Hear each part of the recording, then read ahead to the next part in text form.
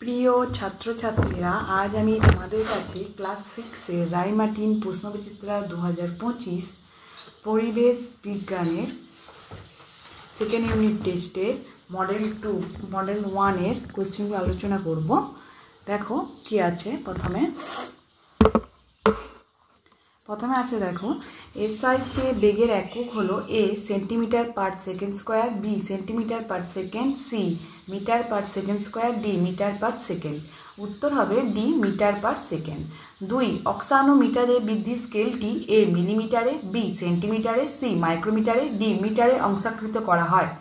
মাইক্রোমিটারে আকৃতিগত পরিবর্তনের ফলে বস্তুতে সঞ্চিত হয় স্থিতিশক্তি, বি তাপশক্তি, সি গতিশক্তি, ডি রাসায়নিক শক্তি। উত্তর হবে এ স্থিতিশক্তি। 4 দাগের একটা ফুটবলকে মাঠের ওপর গড়িয়ে দিলে তা কিছু দূর গিয়ে থেমে যায়। ঘটনাটির জন্য দায়ী এ বলটির উপরিতলের ক্ষেত্রফল, বি বলটির আকৃতি, সি ঘর্ষণ বল, ডি বলটির গতি। উত্তর হবে সি ঘর্ষণ বল। 5 দাগের চাপ সমান রেখে ক্ষেত্রফল বাড়ালে বলের পরিমাণ এ বাড়ে, বি একই থাকে, সি কমে, ডি কোনোটিই নয়। উত্তর হবে এ বাড়ে। 6 দাগের জলের গভীরতা বাড়ালে এ শুধু জলের নিচের দিকে চাপ বাড়বে, বি শুধু জলের উপরের দিকে চাপ বাড়বে, সি শুধু জলের পাশের দিকে চাপ বাড়বে, ডি সব দিকেই চাপ বাড়বে। উত্তর হবে ডি সব দিকেই চাপ বাড়বে।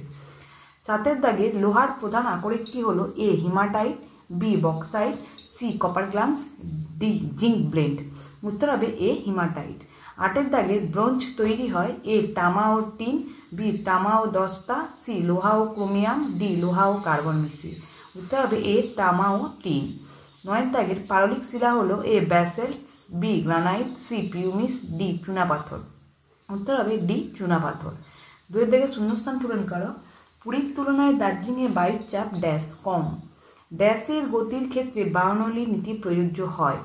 উত্তর হবে শান্ত ধারারে প্রবাহীর, যেটা পেজ নম্বর 220-তে রায়ের আছে। রায়মার্টিনের পেজ নম্বর 220-তে আছে। আমি তোমাদেরকে তবু একবার দেখিয়ে দিচ্ছি। দেখো তাহলে, ড্যাশ গতির ক্ষেত্রে বার্নৌলির নীতি প্রযোজ্য হয়। এই দেখো, যে কোনো ড্যাশ গতি বার্নৌলির প্রযোজ্য হয় শান্ত ধারারে প্রবাহী। ঠিক আছে। তারপরে দেখো, 3 দাগে ঘর্ষণ চলমান বস্তুর গতিকে সর্বদা ড্যাশ দেয়। উত্তর হবে বাধা। 4 দাগের গড় সৌরদিনের ড্যাশ অংশ সমান 1 সেকেন্ড। উত্তর হবে 1/86,400। 5 দাগের ড্যাশ হলো এমন একটি প্রাণী যা খাদ্য শৃঙ্খলের উৎপাদক ছাড়া আর সব স্তরেই থাকতে পারে। উত্তর হবে মানুষ। 6 দাগের রাশির ড্যাশ সমান সাংখ্যমান গুণিতক ওই রাশির একক। উত্তর হবে রাশির পরিমাপ।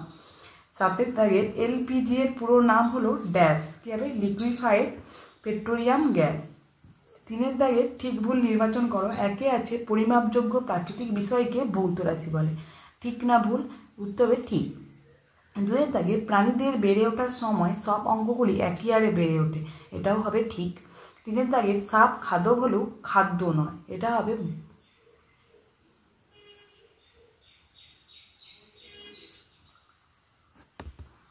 এটা ভুল। 4 দাগের কোনো বস্তুর স্থিতি ও গতি হলো আপেক্ষিক। এটা ঠিক। 5 দাগের তরলের চাপ তার মোট আয়তন ও ওজনের উপর নির্ভর করে। এটা ভুল। 6 দাগের স্ট্র ব্যবহার করে ঠান্ডা পানীয় পান করা সম্ভব হয় বায়ুর ঊর্ধ্বতাপের জন্য। এটা হবে ভুল। 7 দাগের ধাতুর খনিজগুলি হলো ধাতুর আকরিক। এটা হবে ভুল। 4 দাগের স্তম্ভ মিলিয়ে লেখো, বাম স্তম্ভ ও ডান স্তম্ভ। ওজন তার সঙ্গে হচ্ছে মিলবে অভিকর্ষ। 2 দাগের চুম্বকের সমমেরু, তার সঙ্গে হচ্ছে মিলবে বিকর্ষণ। 3 দাগের ছুরির ধারালো অংশ, তার সঙ্গে হচ্ছে মিলবে চাপ বেশি। 4 দাগের উটের পা, তার সঙ্গে মিলবে হচ্ছে উটের পা, তার সঙ্গে হচ্ছে মিলবে চাপ কম। 5 দাগের সময়, তার সঙ্গে মিলবে হচ্ছে সৌরদিন। 6 দাগের সাধারণ তুলাযন্ত্র, তার সঙ্গে মিলবে হচ্ছে গ্রাম। 5 দাগে দেখো, তড়িৎ প্রবাহ মাত্রার একক কি? উত্তর হবে অ্যাম্পিয়ার। অথবা ঘড়ির ঘন্টার কাঁটা একবার ঘুরে আসতে কত সময় নেয়? উত্তর হবে 12 ঘন্টা। 2 দাগের বলের উপরিতলের ক্ষেত্রফল মাপার জন্য কোন রাশির প্রয়োজন হয়? উত্তর হবে ব্যাস।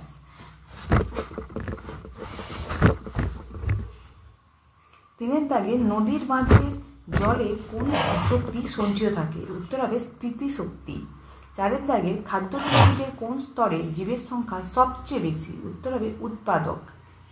অথবা আছে কোন প্রক্রিয়ায় শক্তি খাদ্যে আবদ্ধ হয়? উত্তর হবে সালোক সংশ্লেষ প্রক্রিয়ায়।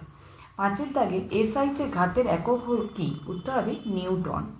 ছয়ের দাগের দেখো কি আছে, একে আছে পাললিক শিলা আর আগ্নেয় শিলা তুলনা করো। তুলনা মানেই হচ্ছে পার্থক্য, ঠিক আছে। এই দেখো এখানে আছে রাইমার্টিনের সহায়িকাতে পেজ নাম্বার 127, এই যে পাললিক শিলা আর আগ্নেয় শিলার পার্থক্য দেওয়া আছে, অবশ্যই তোমরা কিন্তু মুখস্থ করে নেবে।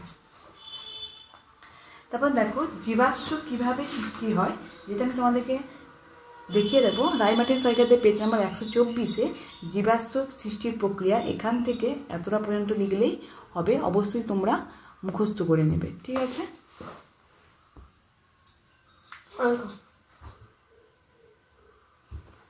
তারপর দেখো দুয়ের দাগের আছে ফসিল ফুয়েল কাকে বলে, যেটা আমি তোমাদেরকে দেখিয়ে দেব।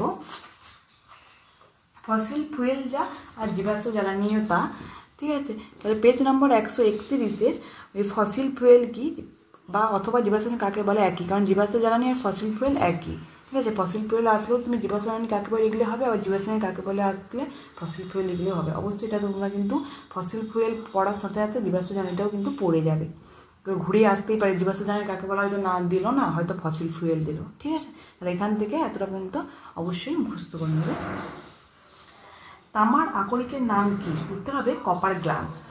তারপরে দেখো উপযুক্ত উদাহরণ সহ সংকর ধাতুর প্রয়োজনীয়তা লেখো, যেটা আমি তোমাদেরকে দেখিয়ে দেব। পেজ নাম্বার 123-এর এই যে সংকর ধাতুর সংকর ধাতু বা মিশ্র ধাতুর প্রয়োজনীয়তা কি, দেখো 1-এর দাগ, 2-এর দাগ এরকম করে, এদিকে আছে 3-এর পয়েন্ট, 4-এর পয়েন্ট আছে, অবশ্যই তোমরা মুখস্থ করে নেবে, ঠিক আছে। লাইফ সায়েন্সে দেখো একে আছে ডোয়ারফিজম হলো এ দৈত্যাকার গঠন, বি রক্তাল্পতা, সি বামনত্ব, ডি স্থূলতত্ত্ব। উত্তর হবে সি বামনত্ব। দুয়ের দাগে আছে দেখো কোনটি অক্ষীয় কঙ্কালে অন্তর্গত নয়? এ মস্তক, বি বক্ষপিঞ্জর, সি পেক্টোরাল গার্ডেল, ডি মেরুদণ্ড। উত্তর হবে সি পেক্টোরাল গার্ডেল। তিনের দাগের পাঁজরের ফাঁকে অবস্থিত পেশিগুলিকে বলে এ মধ্যচ্ছদা, বি পঞ্জর পেশি, সি বাইসেপস, ডি ট্রাইসেপস। উত্তর হবে বি পঞ্জর পেশি। দুয়ের দাগের ফিমার ও শনিচক্রের অস্থিসন্ধি হলো ড্যাশ। উত্তর হবে বল এবং সকেট সন্ধি। তিনের দাগের সত্য মিথ্যা আছে, অধিক O2 ও কম CO2 যুক্ত রক্তকে বিশুদ্ধ রক্ত বলে, এটাকে বলা হয় সত্য। তারপরে দেখো মানব হৃৎপিণ্ডের চিত্র অঙ্কন করে নিম্নলিখিত অংশগুলি চিহ্নিত করো, যেটা আমি তোমাদেরকে দেখিয়ে দেব। মানব হৃৎপিণ্ডটা, যেটা তোমাদেরকে আমি বই ধরে বই টেক্সট, এই যে দেখো পেজ নাম্বার 226-এ রাইমার্টিনের সহায়িকায় যে এই যে হৃৎপিণ্ডটা আছে, এটা তোমাদেরকে ছবি আঁকতে হবে। আর এখানে দেখো কিছু পয়েন্ট বলে দেওয়া আছে, বাম অলিন্দ, বাম নিলয়, মহাধমনী, ফুসফুসীয় শিরা, এগুলো হচ্ছে এখান থেকে ওই 4টা পয়েন্টই তোমাকে পয়েন্ট করতে হবে পরীক্ষায়, যেহেতু ওই 4টা পয়েন্ট উল্লেখ করে দিয়েছে। যদি না উল্লেখ করতো তাহলে যে কোনো কয়েকটা পয়েন্ট দিলেই হতো। তারপর দেখো দেহভর সূচক কাকে বলে, যেটা আমি তোমাদেরকে দেখিয়ে দেবো। রাইমার্টিনের সহায়িকাতে 252 পেজে দেহভর সূচক বা বডি মাস ইন্ডেক্স বলতে কি বোঝো, এটা কাকে বললে, এটা লিখলেই হবে। দেহভর সূচক এর বদলে হয়তো পরীক্ষায় BMI দিতে পারে, একই ব্যাপার। BMI এর পুরো নামটা কিন্তু অবশ্যই তোমরা মুখস্থ করে রাখবে, ঠিক আছে। তোমার বন্ধুর দেহভর সূচক 28.5, তার শারীরিক অবস্থা কিরূপ বলে তোমার মনে হবে? না, এটা লিখবে তার শারীরিক অবস্থা স্বাভাবিকের তুলনায় বেশি ওজন, ঠিক আছে। তারপর দেখো রক্তে উপস্থিত বিভিন্ন প্রকার রক্ত কণিকাগুলির একটি করে কাজ, যেটা আমি তোমাদেরকে বলে দেবো। যে 100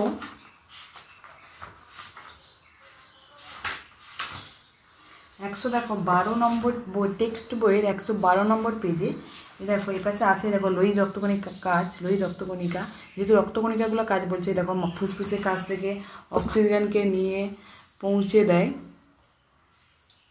ঠিক আছে।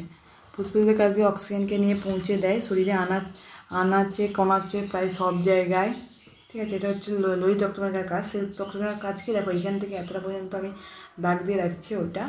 আর হচ্ছে অনুচক্রের কাজ কি না, যে এখান থেকে এতটা পর্যন্ত। ঠিক আছে, এই 3টে কাজ দেখলেই হবে। অবশ্যই তোমরা কিন্তু মুখস্থ করে নেবে। তোমাদের যদি আমার এই চ্যানেলটা ভালো লেগে থাকে অবশ্যই লাইক, কমেন্ট আর বেশি বেশি করে শেয়ার করে দেবে, যাতে